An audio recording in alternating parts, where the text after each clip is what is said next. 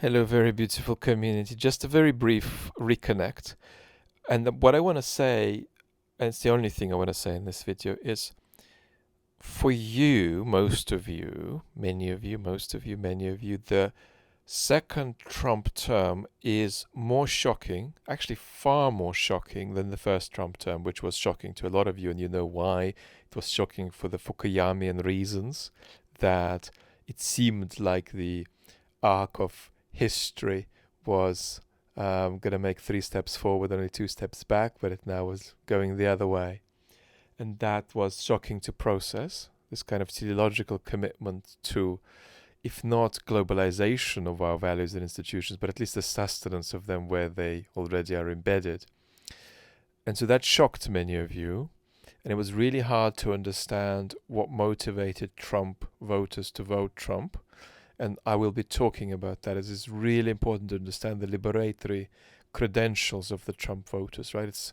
I call it 30% a destructive vote and 70% a kind of quest and thirst for liberation and freedom from opaque political institutions, and even from truth to an extent, because what you're dealing with is a deep and painful conflict between political agency and truth, right? We've got a historical phenomena now, and that's why you can't call it just irrationality of voters. It's an historical phenomena of a conflict between truthful claims and political agency.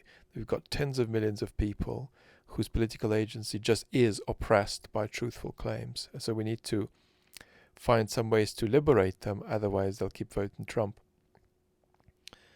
But the second term, that's really the only thing I want to say, is more psychologically shocking. And know that most people in your boat who didn't want a Trump win are more physiologically shocked by it than as a result of the first Trump term.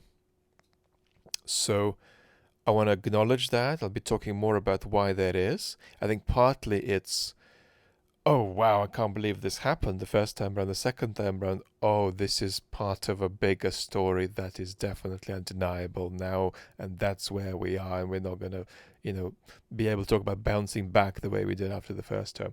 So it's somehow realizing that you're on a new trajectory in a way you didn't after the first Trump term. So I want to acknowledge that physiological shock deeply.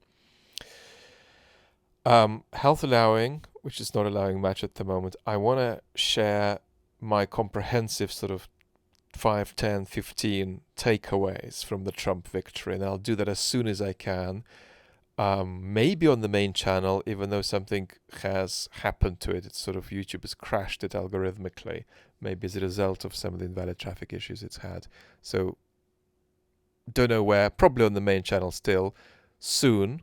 Within the next 24, 48 hours, I'll be there with a low edited, comprehensive reaction. So watch out for that, and I'll be regularly checking in here on the chat channel, and of course on Twitter too if you're watching it there. Lots of love.